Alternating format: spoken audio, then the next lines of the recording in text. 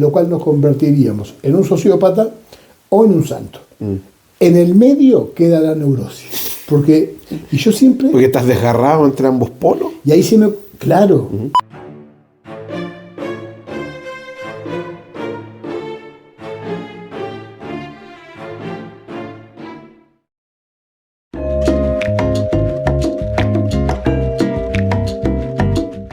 ¿Qué tal? Bienvenidos a otro capítulo de Sobremesa. Estamos acá con el gran Pablo Araujo. No, por favor, lo de... Y por favor, un salucita, un salucita. Esto tiene olor a Portugal, a Lisboa. Sí, es... A Fernando Pessoa. Pues qué bueno, es un poquito de un bajativo después para la sobremesa. Me decía un amigo que los portugueses le parecían una especie de brasileños cultos. O sea, estoy en desmedro de los brasileños, que son muy cultos, por supuesto. Era como, claro, era como decir la parábola del buen samaritano. Y nosotros decíamos, pero ¿cómo? Y nosotros, no, como el buen samaritano. Claro. Como la parábola del buen uruguayo. Epa, ¿cómo que el buen uruguayo? Y nosotros... Bueno, hoy día les queremos dar la bienvenida a nuestro programa. Sí. Y hoy día le hemos puesto especial énfasis a nuestra sobremesa, porque hoy día vamos a hablar de los libros que nos salvaron la vida. Yo sé que suena un poco así como medio catastrófico, ¿no? Pero en realidad los libros salvan vidas permanentemente. Te salvan del tedio, te salvan del aburrimiento, te salvan de vivir en un mundo unidimensional y te abren universos completos. Entonces, sin lugar a dudas, yo creo que hay varios libros en la vida nuestra y en la vida de ustedes que nos están viendo que les han salvado su vida y les han hecho vivir en un mundo mucho mejor. O quizás mucho peor, depende del libro que hayan leído, ¿no? Claro, pero no puedo estar más de acuerdo con sus palabras. Son muy buenas. Quizás parezca desmesurado decir un libro que te salva la vida, pero como usted advertía, haciendo, mire, una disquisición rigurosa, bueno, valga la redundancia, un examen de lo que queremos hacer, aquí no se trata, según lo que entiendo yo, es de estar hablando de libros, de literatura, de cosas bellísimas, porque si no nos perderíamos en infinitas recomendaciones de cosas que también por su belleza nos han subyugado, y no sé, Italo Calvino. Italo Calvino decía, de hecho, que cuando iba a una biblioteca, a una librería, era muy común la angustia de decir todos estos libros que no iba a leer. Sin embargo, hay muy pocos de ellos que sí pueden valer la pena, o sea, no todos, y esos pocos son miles. Sí. Entonces no es para hablar en este programa de la belleza de un Borges, de un Adolfo Bioy Casares, que también no son los gustos personales, digamos, que uno tiene. Adolfo Bioy Casares, de hecho, estuvo eclipsado por la magnificencia de Borges, pero al mismo tiempo él era también un genio. De hecho, hay mucha gente que no sabe que la invención de Morel, la novela de Borges, inspiró la serie Lost. ¿Se acuerdan que esas primeras series? Sí.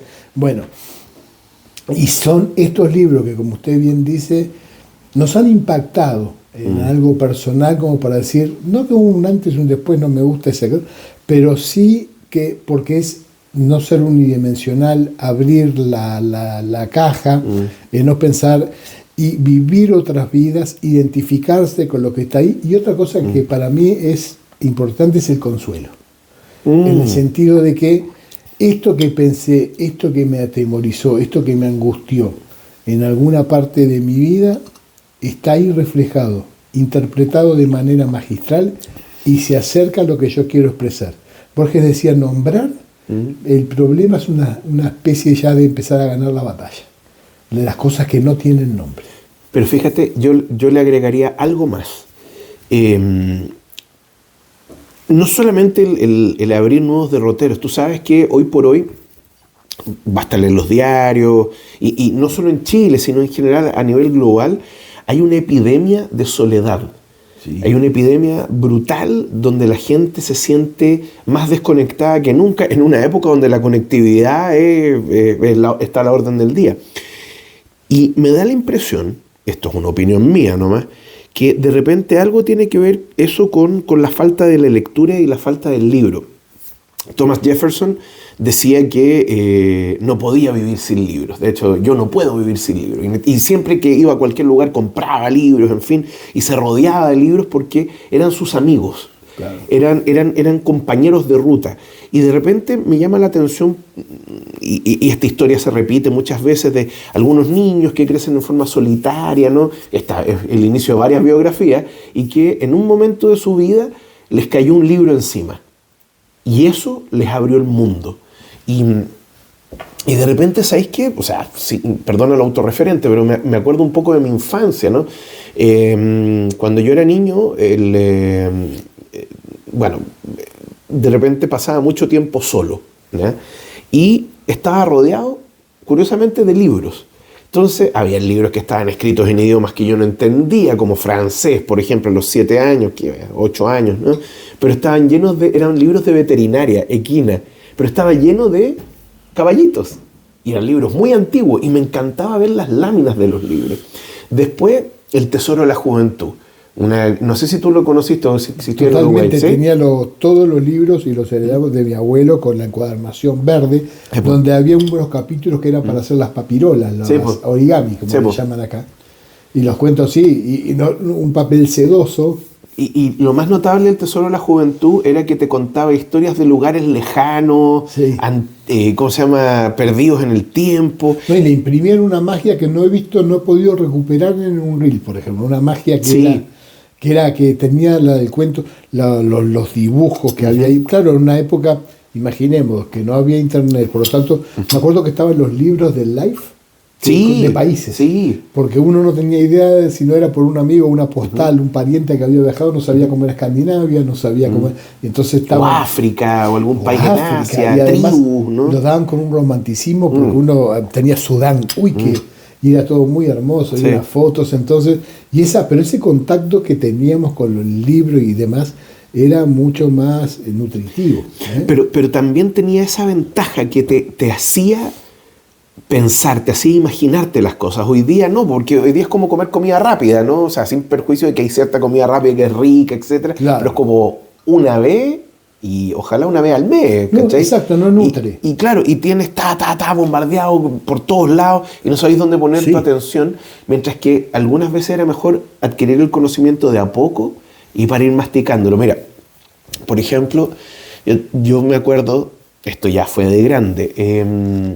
Yo estaba, si no terminando, debía estar como en tercer o cuarto año de historia. ¿Ya? Yo era ayudante de Cristian Gasmuri, gran historiador, y Cristian un día me dice: Cristóbal, te tienes que leer este libro. Es la mejor biografía de Napoleón Bonaparte. Y es un libro que se llama Napoleón Bonaparte, una biografía íntima, de Vincent Cronin. Conseguirlo fue un parto, no estaba en ningún lado, no estaba en la biblioteca de la Católica, lo compraron años después de que yo me fui de la universidad, en fin. Y de repente una amiga mía del colegio, que yo ya, seguíamos frecuentándonos, me dice: oye, no, yo lo tengo, y me lo prestó. En una edición de Vergara, ¿no? Que era negra, me acuerdo, con los colores, la típica edición de Vergara para el bicentenario de la Revolución Francesa. Y la cuestión es que me puse a leer el libro. Por algún motivo quise leerlo desde el Imperio en adelante. O sea, agarré la mitad del libro y me lo leí. Y no lo solté hasta que terminé el libro. O sea, en el fondo estuve desde las 10 de la noche hasta las 4 de la mañana leyendo, porque no lo pude soltar. Maravilloso. Al día siguiente, porque estaba de vacaciones, al día siguiente lo leí de inicio al fin, de inicio hasta la parte donde me quedé. Fíjate que ese libro logró generar en mí no solamente un enamoramiento aún más grande por la historia, sino que ese libro también logró lo siguiente: yo nunca me había reído con un libro.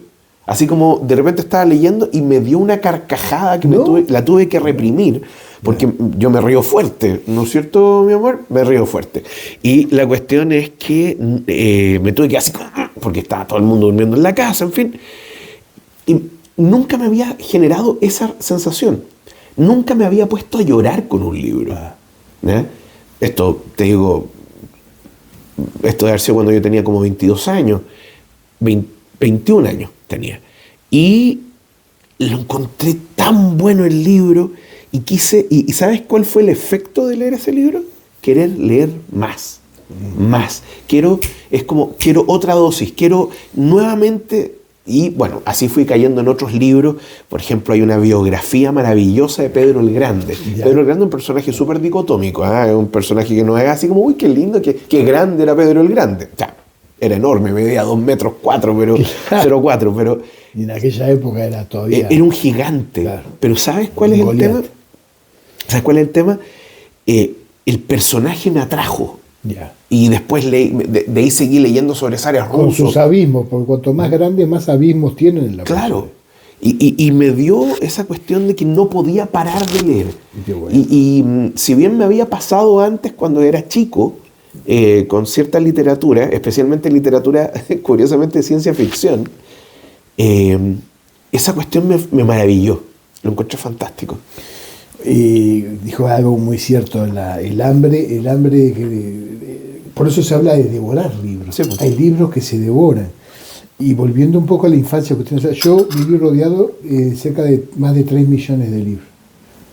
Porque vivía al lado ¿de la biblioteca? de la Biblioteca Nacional. Entonces me iba de niño. Y era muy loco porque un día, mira aquellos tiempos, mi padre me iba a buscar en auto para ver a dónde iba yo. Y se emocionó de verme salir de la biblioteca. A las 10 cerraba. Imagínense un niño que otros tiempos, que mi padre me amaban y obviamente no eran ningunos insensatos, pero había mucho más tranquilo. Entonces por el Montevideo yo me iba a comprar las revistas del kiosco a las 10 de la noche y salía y me pasa a buscar en el auto y me lleva a casa, que estaba, decía, ¿dónde está este? Y y aparte mi abuelo tenía el garage lleno de libros, tenía El hombre mediocre de José Ingenio, me acuerdo, El tesoro de la juventud, pero uno lo leía con placer y yo tenía, no leí el capítulo 14, eran varios tomos. 16 creo que eran. Ya empecé ahí, claro, uno de los libros de los que me enamoré eran Las Crónicas de Narnia. Cuando de Luis. Pues también puede haber muchos padres que uno dice, bueno, ¿qué le compro? Si puede, no sé por qué están agotados ahora, porque había unas cajitas que venían todos, decías Luis, es maravilloso, porque además tiene una ética y la aventura, y además... Y es muy escatológico, Luis, en ese sentido. Sí, pero todo lo que uno imaginaba, además, con esos libros detonantes. Pero yo... Por eso elegí unos pocos libros para hacer el ejercicio más sincero de lo que uno puede decir como que cambió. Y ahí tengo distintos, casi todos son bastante... Por ejemplo, uno de los libros que a mí realmente recomiendo y que es terrible, pero es de una mujer, que es Karen Horney, La personalidad neurótica de nuestro tiempo. Es maravillosa, ella es una genia, creo que fue pareja de Erich Fromm.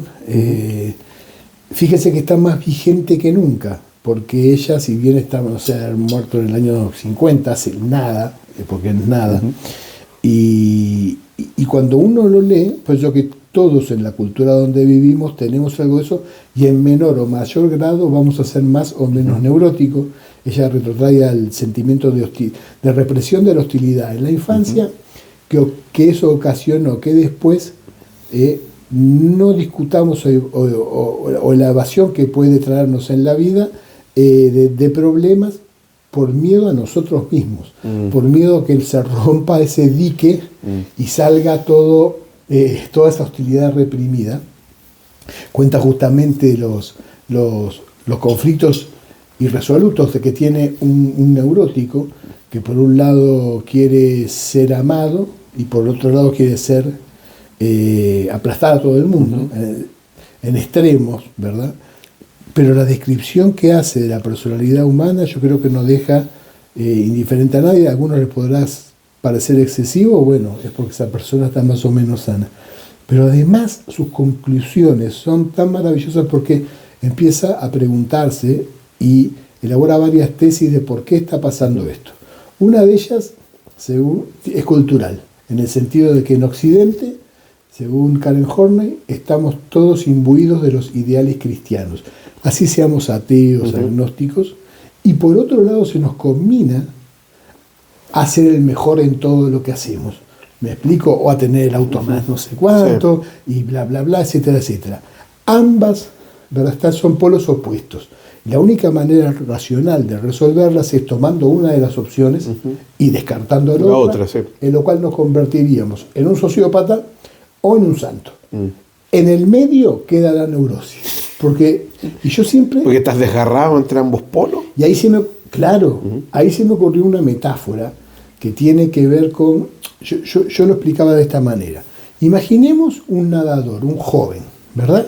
Este joven tiene problemas y no puede nadar en la piscina. va al psiquiatra, va al psicoanalista, va al psiquiatra conductista, hace después hasta pseudociencias, flores de Bach, acupuntura, grafología, libros de autoayuda, libros profundos, y no hay caso. Hasta que un día al psiquiatra se le ocurre ir a visitar la piscina y lo que hay ahí es petróleo. ¿A qué voy con esto? Que el contexto donde estamos de repente ya está tan violento que la vida normal y saludable se hace imposible. Yo les digo que las páginas, Karen Horney, creo que Fromm después le recriminaba un poco que decía que se había olvidado del narcisismo. Yo creo que no. Es un libro extraordinario. Y después usted vio que ha cambiado, se habla de, no sé, de bipolaridad, de esto y lo otro, pero yo creo que el término neurosis de ella era totalmente acertado, y la descripción que hace, y ella llegó a través de sus reflexiones y a través de los testimonios valientes que les daban, porque a nadie le gusta confesar nuestras miserias. Sí.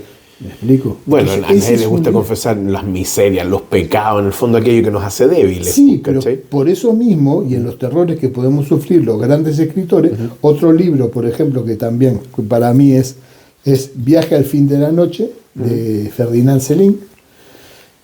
Ese es demoledor. El alter ego de él, que es que también se llama Ferdinand en la novela, después, bueno, es absolutamente nihilista, absolutamente la vida no tiene ningún sentido, y es todo horror, todo, pero ojo, tiene un profundo sentido espiritual pese al horror que está viviendo, pero acá es desencanto absoluto con el ser humano, cero esperanza. Y usted me va a decir, pero me va a decir, pero Proust también ya empezaba a hablar de la podredumbre, sí, está bien, y obviamente que Proust, yo creo que una de las cosas más lindas que tuve en la pandemia fue tener el tiempo para terminar todo. ¿En busca del tiempo perdido? Exactamente. Y que gracias a la pandemia. Pero a lo que voy es que, porque uno había leído siempre Los Caminos de Swann y esto, pero no toda la obra. Pero con Selin ya y ¿sabe que me acordaba otra cosa? No solo libros. También de repente John Cheever. Tiene unos cuentos John Cheever. Yo quiero hablar de un cuento nomás, que lo pueden encontrar en PDF, El Nadador. Ese cuento es hoy, porque vio que está como escrito con el tejido que hace nuestros sueños. Vio cuando uno sueña medio afiebrado y piensa, bueno, este es un hombre que se le ocurre llegar hasta su casa, que es supuestamente una mansión en Hollywood, y se va tirando por las piscinas en vez de seguir el camino, se pone en malla y se empieza a tirar en los jardines de los vecinos. Piscina, salta. En el medio una banalidad infinita, superficialidad, gente que no tiene ningún diálogo profundo, todo un mundo de apariencias, vacío absoluto, y sigue nadando y pasa y lo saluda a los vecinos. Y esta fiebre va siguiendo, y no voy a contar el spoiler, pero cuando llega definitivamente a su casa, donde estaba supuestamente su esposa y sus hijos, su hija, bueno, pero ahí termina esta pesadilla o empieza, pero voy a pero de la manera que están, me explico, también un cuento que uno dice, wow, ¿por qué? Porque siento algo de esto, ¿me explico? A mí me pasa, por ejemplo, no sé si te ha ocurrido, pero ¿te has peleado con un libro alguna vez? Así peleado como si te pelearas con alguien. A mí me ha pasado. Así esa cuestión así como que de repente llegó a tu contrariado. Claro, pero que te provocó una respuesta emocional al punto que te enojaste con el libro. ¿Te ha pasado? No, pero me pasa siempre en beneficio. Me pasa de manera positiva, por decirlo de alguna manera maniqueísta. No, a mí me he choreado, así con ciertos libros. Me acuerdo cuando en el colegio me acuerdo de haberme choreado con más de algún libro, de las que, no sé, aquí vamos a echar a pelear a santos patronos de la literatura chilena. Ponte tú con algunas de las obras de Baldomero Lillo, Subterra, Subsole. Me acuerdo con casi todos los libros de Isabel Allende terminé peleado. en cuanto a novelas, ¿cachai? Así, pero no porque no me gustaran, sino porque me peleé con los personajes, me peleé con la estructura de cómo estaba escrita la historia. Ah, no, claro, pero eso por los malos libros. No. Bueno, hay gente que dice que son muy buenos, ¿no? Sí, en mi caso es que yo me sentía contrariado. O, por ejemplo, tú que hablabas de un libro así como afiebrado, a mí me pasó con este libro de Asturias, El señor presidente.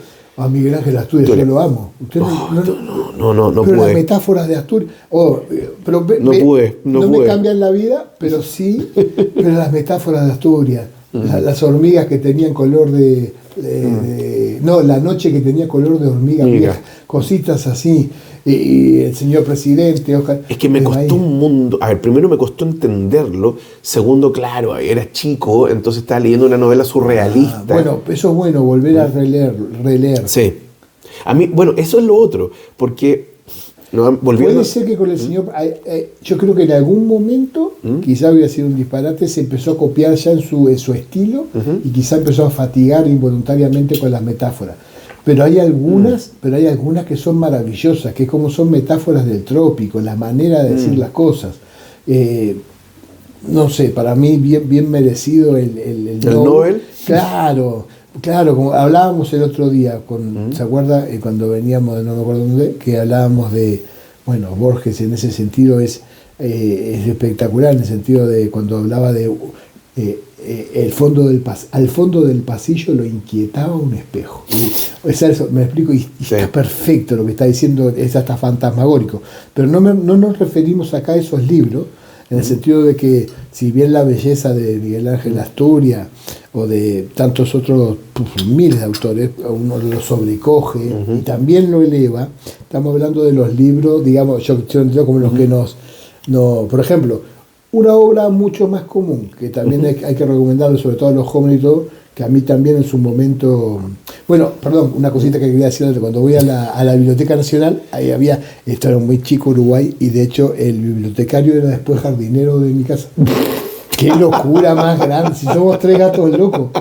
Y me acuerdo que yo me lo había escuchado a mi padre decir, no, me gustan las cosas que para romper el melón. Me había cuñado, o sea, romper el pelo, que te rompan la cabeza. Y voy porque yo ya había leído a Julio Verne, todos los libros que hay, digamos, lo que se considera literatura infantil, que Borges decía que no existía la literatura buena. Pero hay algunas cosas de Julio Verne, no sé si tenía toda la infantil. colección, ¿se acuerda aquella de los libros, aquellos amarillos, que estaba Robinson Crusoe, que estaba Tarzán, de Burroughs, todo eso. Entonces, no, yo quiero algo, un enano así, un enano gordo dice, quiero algo que me rompa el melón. Y muy sabiamente, creo que le conté, si ya lo conté, sorry, me lleva y me da los diarios de Eugenio Ionesco del Teatro del Absurdo. Me siento, unas mesas francesas calefaccionadas de la Biblioteca Nacional de Montevideo. ¡Qué elegante! Con esas lámparas verdes de opalina, vio, tan bonitas, la luz justa, tenue, es para quedarse ahí a vivir. Afuera, qué horrible tener que salir y ir al colegio, qué horrible, qué angustia. Yo me quería quedar vivir. Y abro, y lo primero que leo de los diarios de Ionesco es, si no me suicido, es por temor al segundo nacimiento. A la reencarnación. Exacto, me rompió el melón. Genial. Y entonces ahí sí me abrió otro mundo. Y entonces ahí uno pasa a las primeras lecturas, pero es un libro, El lobo estepario. ¿Cuántas veces uno no se sintió Harry Haller en una conversación o lo que sea y quiere como salir de ahí? Lo que más quiero, estar en una fiesta, quiero volar de acá, no tengo nada que ver con esto, me quiero matar, ¿no?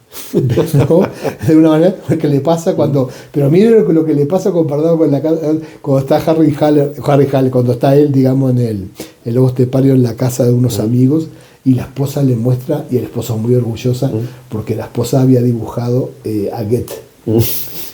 Y cuando él ve el dibujo de Goethe, lo encuentra horroroso porque no tenía todos los matices y abismos que debía contener un dibujo sobre Goethe. Y le pareció horroroso por él, y ya fue como... Menos mal que no vive en estos tiempos, digo, y le muestra una foto de Bad Bunny en un concierto. Bueno, pero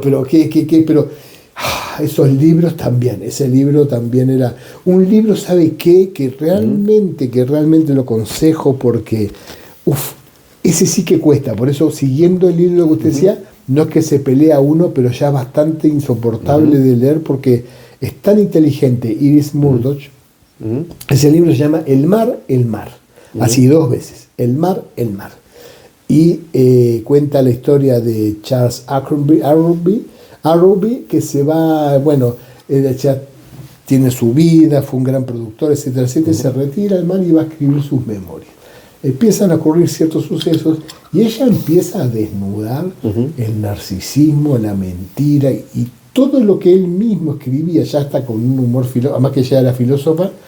Es como cuando usted está frente a esa lectura, empieza a identificarse con un montón de cosas y empieza a ver una suerte de incomodidad, pero muy, muy, muy beneficiosa. A mí me pasaba también, pues siempre hay algunos momentos de mi niñez que los recuerdo con mucho cariño. A mí me encanta cuando usted contaba, que eso me encantó, cuando decía la radio, la función de la radio, ¿no? Cuando escuchaba música, se quedaba de noche. Sí. Bonito eso. Bueno, también, yo siempre leía de noche, no me gustaba leer de día, no me preguntéis por qué. Sí. Entonces... Y tenía un velador con una... Tenía un velador, pero espérate, mi lámpara, o sea, tenía la luz típica, pero tenía una lámpara de alcohol, estas lámparas con mecha, entonces la prendía, y que era muy chistoso porque era una lámpara color rojo, o sea, como un color rojo oscuro, entonces te daba luz, y no poca, pero daba un clima, pero te daba un clima, y yo me ponía a leer con esa luz, y me sentía así como si estuviera en 1800 leyendo, más encima un silencio sepulcral, no había nada, y yo me quedé. ¿Antigua? Sí, muy antigua, de hecho. ¿De esas maderas que crujían? Sí, de hecho, la casa era de 1919, todavía me acuerdo. Y me ponía a leer, y lo encontraba tan espectacular lo que leía. Ahí fue donde me leí Robinson Crusoe, ahí fue donde me leí De la Tierra a la Luna. Con eso mismo me leí, ponte tú, 20.000 lenguas de viaje submarino, un libro de Verne que no es tan así como tan popular, que es El Capitán Hatteras. Sí. Que había una cuestión de un perro todavía que no entendía por qué era el capitán del barco, pero bueno. Ahí me leí varias novelas de la Agatha Christie también. Buenísimo. Que no es literatura así como un niño. Ojo. Claro, pero maravillosa. Sí. Muy bien escrito, o sea... pero esa atmósfera que usted creaba, como decía... Era espectacular.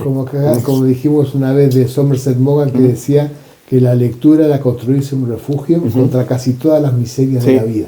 Bueno, y ese espacio era esa idea, que tenía, ¿verdad? Con la luz de esa roja, yo me lo imagino ahí, y eso era una... ¿Sabes qué? Yo disfruté mucho una vez, mira la locura que le voy a decir, usted lo va a apreciar, pero va a decir estoy loco. Me acuerdo como si fuera ahora, porque ese ambiente es en medio de una casa antigua, que era de mi abuela paterna, y estaba allá en el Prado, en Uruguay, en un bar, y estaban esas luces realmente como decimonónicas, en una habitación con grandes, con pisos que se comunicaban entre ellas. Y que eran esas piezas que eran como altas, de 3 metros. Techos generosos, digamos, donde uno se perdía. 3, 4 metros, sí. Y refugiado del invierno en la cama, y hasta disfruté de leer, porque era una prueba de un examen, el Tratado de Tordesillas. Hasta eso me pareció, o sea, que era que una cosa... ¿Tiene su qué? Tiene su qué, pero me acuerdo como si fuera ahora, porque ahora cierro los ojos y estoy ahí leyendo eso. Pero también, bueno, y el mundo de las revistas también venía eso, ¿no? Otro libro así, que también es demoledor. Estos libros son muy poderosos y a uno lo deja mal, es La Caída, de Albert Camus. Es Jean-Claude Clamence, que es un abogado exitoso, que un día se está fumando, es un monólogo interior. Pero es devastador, porque en el fondo tiene que ver con la vanidad humana, de cómo él mismo se va lacerando, casi al darse cuenta.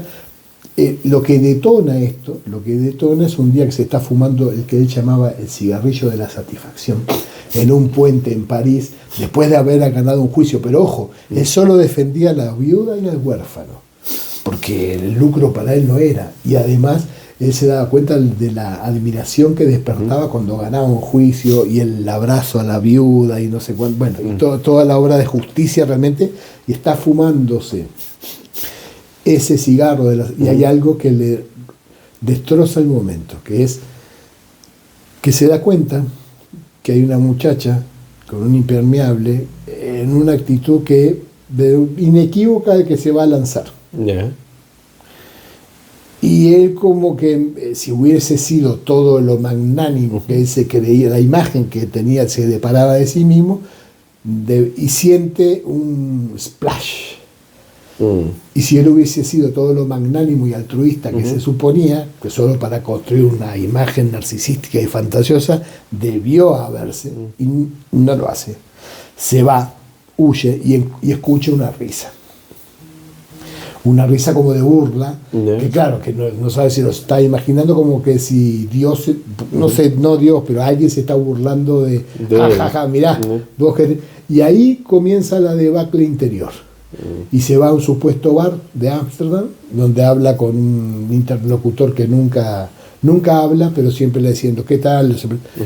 Y la conclusión que llega también es bastante devastadora, pero tiene una salida al mar, digamos, ¿no? Que es cómico, porque Karen Horney, la que dije al principio ella hablaba también, otra de las teorías que tenía esto era el deseo, bueno, no solo la pulsión de muerte de Freud, sino también el deseo de no ser.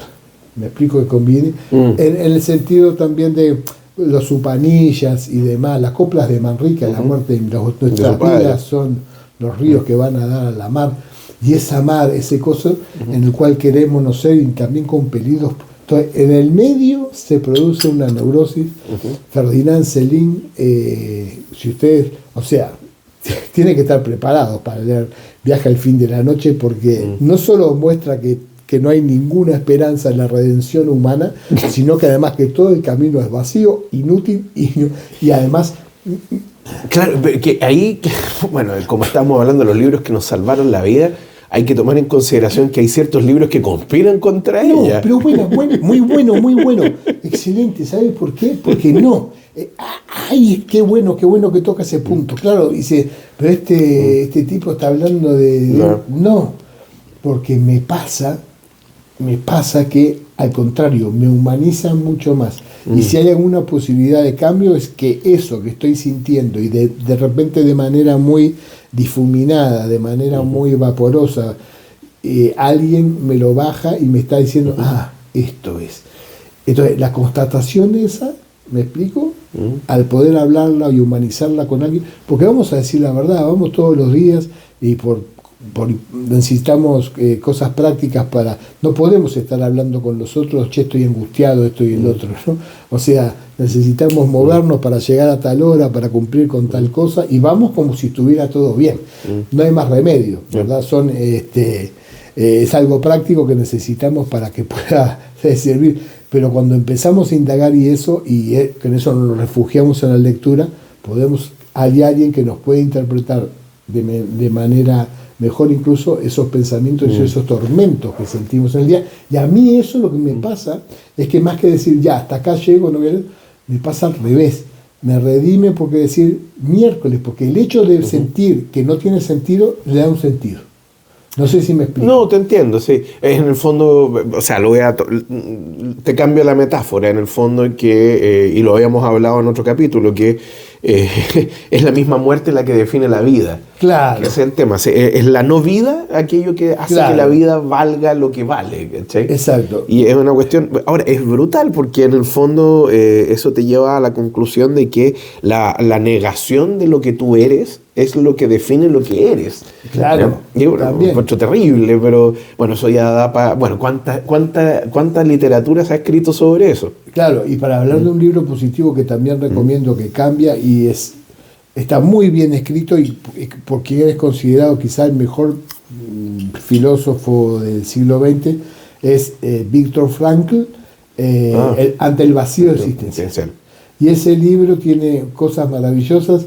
Y muestra que justamente el hecho de que la vida no tiene sentido es lo mejor que nos puede pasar, porque nosotros somos los que les damos el sentido. Pero esto que parece un libro de autoayuda no, va mucho más profundo. En el libro tiene distintas técnicas además para poder prácticas además, ¿verdad? para poder superar un montón de problemas. Él habla siempre de un viento, pone esta metáfora, un viento que sopla de norte a sur y un avión va de oeste a este. Entonces el avión tiene que tirarse hacia el oeste para volver a enderezar su rumbo. ¿Me explico? Es como, pone el ejemplo además, este es un ejemplo muy interesante de una pareja, por ejemplo, donde, miren, ejemplos así mundanos y prácticos, pero con un producto que no pueden consumar su relación. Claro, el hombre sufre de una impotencia, entonces lo que hace es decirle que ese día van a ir no sé cuánto, va a hacer todo, pero les prohíbe que haya, por ejemplo, penetración. Entonces el tipo dice, bueno, pero esto es un sinsentido, dice, porque es justamente el problema. No importa. ¿Y qué pasa? Al otro día dice, ¿sabe qué? Le fallé porque está curado. ¿Me explico? En el sentido, o por poner otro ejemplo, cuando un orador teme teme sudar y transpirar mientras se está dando una exposición, ¿verdad? Y lo que debe hacer es desear aquello a lo cual tiene más miedo. Se produce el efecto contrario, entonces. ¿Me explico? Voy a hacer el hazmerreír de todo el mundo, porque quita la presión, y él de esa manera deja de transpirar cuando está la cosa. Es muy loco. Pero, a mí me pasa, ponte tú, que por lo menos desde de la adolescencia para adelante, yo necesitaba buscar personajes que fueran edificantes. Me gustaba. Lo que pasa es que por algún motivo, mientras fui niño y posterior, ya entrando a la adolescencia, como que leí puras cuestiones distópicas. O sea, cayó en mis manos Fahrenheit 451, Ray Bradbury. Bueno, pero para un montón de otras cuestiones. Entonces era como un montón de antis, ¿no es cierto? De cuestiones así como que eran lo contrario a la utopía. Y empecé a leer cuestiones que fueran más, ¿cómo decirlo?, más optimistas, ¿no? El tema es que si hay algo que no es optimista es la historia. En el fondo, cuando tú lees la historia... Sí. Y ahora, Fahrenheit 451, igual a mí me da un optimismo porque el antihéroe que lucha porque 451 es la temperatura... La que se quema el papel. Claro. Pero el tema era como, no sé, lo encontraba terrible vivir en una sociedad así, en fin. Entonces, claro que es terrible, pero al mismo tiempo, a mí me pasaba con esos libros, y Crónicas Marcianas también. También otro libro terrible. O sea, lo encontré, es que llegó un momento, en el fondo yo nunca fui depresivo como adolescente, ¿ya? Y en parte eso se debió a que no me acerqué a algo que me deprimiera. No quería estar ahí. Entonces quería algo que me diera fe en el género humano, cosa que ya es difícil de por sí. Y curiosamente me empecé a leer libros de historia. Pero llegó un momento en el cual yo llego a la conclusión de que estaba entrando en negación, más todavía cuando la historia humana tiene capítulos tan oscuros, ¿no? Y ahí fue cuando yo decidí empezar, como te decía antes, a leer biografías, ¿cachai? Yeah. Bueno, o sea, quizás, de las biografías más... De dictadores caníbales. Te recordaste lo de Bokassa, ¿no? Pero también me está acordando de otros libros, no sé, me leí, ponte tú la biografía de Stalin, de Robert Service, me he leído como 3 o 4 biografías de Hitler, las clásicas, Kershaw, Toland, Joachim Fest, en fin. Y claro, todas ellas te dan una óptica del mismo monstruo, ¿cachai? Pero que debieron haberlo aceptado en la Academia de Arte. Claro, ¿por qué el comité de la Academia de Bellas Artes de Viena no tomó otra decisión? Yo creo que el comité de arte de la Academia de Viena ahora se debe, pero no estaremos. Aceptarlo. En unos dibujos mediocres, unos paisajes que hacía. Sí, no importa. Yo nunca lo encontré feo. No, yo no fui. ¿Se imagina si lo hubiera dicho hoy 7? Hoy usted es un gran artista. Bueno, y la cuestión es que incluso en esos terribles ejemplos yo encontré cosas interesantes. Por ejemplo, me acuerdo, hace muchos años atrás, me leí una biografía de Iván el Terrible. ¿Ya? Una que fue escrita por... ¿Fue tan terrible, Iván el Terrible? No, era espantoso. Pero realmente pero ojo que un el monstruo, término... psicópata. Sí, ¿Pero todo. él estaba loco o qué? No. Es que su crueldad de tener... Es que esa es la cuestión. Mira, el tema, me leí una que era de Henri Troyat, que es una biografía relativamente corta, y hay otra mucho más larga que le escribe un hijo de Nikita Khrushchev, que se convirtió en historiador. Y lo escribe con un familiar de los Romanov, ¿cachai? ¿Ya? Que de los cuales descendían de Iván el Terrible. O sea, el hijo de un presidente, claro. El hijo además de los Ares. Claro, y un pariente lejano. Y eran amigos. Y eran amigos, sí. Bueno, el hijo de Khrushchev termina desertando y se va a Estados Unidos a como vivir. Si un nieto de Allende fuera con un nieto de Pinochet por ahí. Pero ojo, que el hijo de Khrushchev termina desertando y se va a vivir a los Estados Unidos. Igual que el eje Stalin. La Nadia Lulieva. Svetlana. Y el tema es que en ese libro, ¿sabéis qué fue lo que entendí? Dos cosas. Uno, primero, el ejercicio del poder desnudo. El poder ejercido sin ningún tipo de miramiento. Y por otro lado, el poder por el poder. El poder por el poder en sí, por el poder ya es cruel en claro. sí. Y lo otro es el porqué de las cosas. Y mi obsesión a lo largo de mi vida ha sido tratar de entender el porqué de. Yo necesito encontrar, quizás es así como el hombre en busca del sentido. Claro. Bueno, yo necesito encontrar el sentido de las cosas. Puede que no lo tenga. Pero también lo hacían para intimidar, porque eran paranoicos. Con Pedro el Grande, por ejemplo, a Pedro el Grande, su hermana lo obliga a ver cómo matan a su familia. Y le dice, para que nunca olvides. Ahora, eso era para meterle miedo a Pedro, pero consiguió el efecto totalmente contrario. Claro. Y con Iván, también ocurre con Iván el Terrible el tema de que, primero, el término terrible en realidad está mal traducido. Es Iván Grozny. Grozny es terrible, pero no en el sentido, es temible, ¿ya? Pero temible por lo poderoso que es, ¿me entendí? No es que sea cruel, sino que simplemente es temible, es de temer. Temor. Exactamente. Y de hecho está esta famosa leyenda, la profecía, ¿no? Que habría hecho el Khan de los tártaros, que le manda un, ¿cómo se llama? A un emisario a decirle que el niño va a nacer con 2 dientes y con uno nos devorará a nosotros y con el otro los devorará a ustedes. Es una muy buena historia, no sé si haya sido cierto. Estaba el cuadro, ¿no?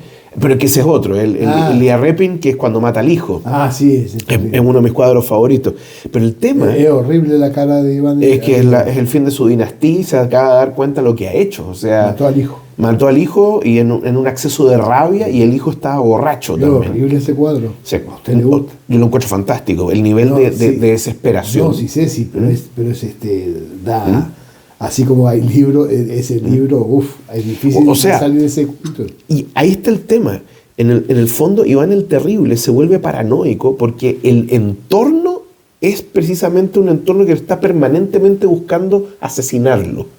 Y es una cuestión impresionante. Entonces, ese tipo de cosas que se repiten hacen que los libros de historia sean tan buenos como cualquier novela que tú te puedas leer. Y un libro de historia que le recomendaría así a la gente, digamos, que realmente le cambia una perspectiva de las cosas, una biografía de alguien que usted dijera, lean esto y van a... Porque además podría incluso enriquecerle, ¿verdad? Mira, hay varios libros que se me ocurren, ya que me preguntáis de biografías. Bueno, los rusos siempre me han gustado mucho. O sea, la biografía de Iván el Terrible de Henri Troyat, está la biografía de Pedro el Grande de Richard Massey, y de ese mismo autor de Massey, que falleció hace poco, está este libro que se llama Nicolás y Alexandra, que es el sueño de todo historiador, porque terminaron llevándolo al cine, que es una película maravillosa.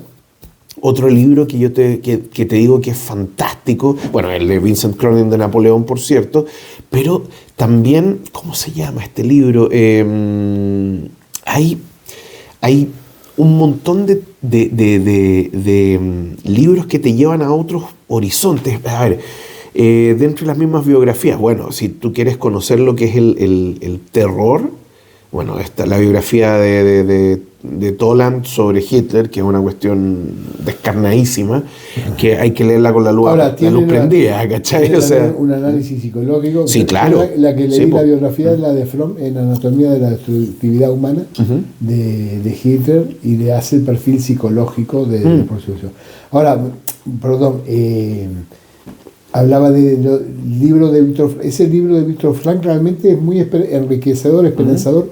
Y ojo, la caída y todos los demás para mí enriquecen, o sea, el hecho de que los seres humanos podamos ahondar en los abismos que tenemos es algo también propio nuestro, y al mismo tiempo me devuelve y me enriquece cierta humanidad. Y la terapia que les hablaba, que es, se llama, la que proponía Víctor Frank, que no dije el nombre, es logoterapia. La logoterapia, sí. Es desear aquello a lo que uno más teme. Y para que se produzca el efecto contrario. Bueno, tenemos que irnos, Pablo, porque ya estamos en la hora. Pero si quedan 50.000 libros. Pero lamentablemente no los podemos ver todos. Sí. No, si usted habla. No, por supuesto. No. Y yo me acordaba de libros. Es que son tantos los cuentos de Michael Ende, que son cuentos el mismo Momo, La historia sin fin. Son muy buenos también. Hay un montón de. ¿Tú sabes qué otros libros? También de niños. Las fábulas de Sopo. También la encontraba fantástica y de hecho llenas de moraleja y cosas por el estilo. Muy cortas algunas, pero súper potentes. Pero súper por La zorra y las uvas, por ejemplo. Sí. ¿No? Sí. La zorra y las uvas, porque en el fondo, ¿cuánto hay de nosotros en la vida que decimos? ¿No? Porque es muy fácil que la zorra no llegaba a comer esas uvas deliciosas, y como no llega y salta, dicen, no vale la pena. Pero también de las fábulas de Sopo está el escorpión y la rana. También, que es mi naturaleza. Es mi naturaleza, y el escorpión ahí la mata. Tenemos que irnos porque estamos en la hora. Pucha, bueno. Pero, como siempre, ha sido una excelente sobremesa, doctor Araujo. Para mí un placer. Yo me siento un polizón en la nave de Susana. Ya apunté todos los libros que usted me dijo, y siempre un placer. Y muchas gracias a Fernanda, su esposa, por brindar. Gracias por el té de oro, las frutillas, las manzanitas, el oporto portugués. Sí. El juguito de naranja. Esto ha sido extraordinario, que acabamos de devorar una sopa de cebolla. Claro, y además un montón de libros. Bueno, nos despedimos hasta un próximo capítulo de Sobremesa, que les vaya muy bien y bueno, buen apetito. Quedé lleno, satisfecho, se dice, nene, satisfecho, bueno, estoy lleno, satisfecho. Ya, no, chao.